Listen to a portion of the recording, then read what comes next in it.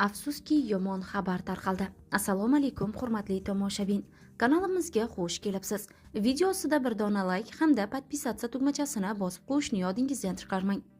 Toshkent shahrining Mirzo Ulug'bek tumanida 57 yoshli erkak spirtli ichimlik ta'sirida 77 yoshli onasini o'ldirdi. Bu haqda Toshkent shahar sudlari xabar berdi.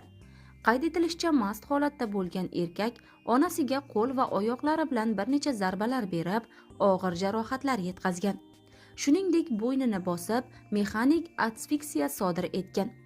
Jarohatlar qovurg'a sinishlari, bosh miya shikastlanishi va keng qon ketishlari o'z ichiga olgan. Tergov ma'lumotlariga ko'ra, oxirgi nizoga kvartirani sotish va erkakning sobiq rafiqasi hamda qizi yashayotgan Rossiyaga ko'chish rejalari sabab bo'lgan. Onasi bu rejalarni qat'iyan rad etgan. Mast holat va oilaviy nizolar fojianing yuzaga kelishiga olib kelgan. Sud jarayonida ayblanuvchi aybini faqat qisman tan olgan. Voqealarning bir qismini eslolmasligini aytgan.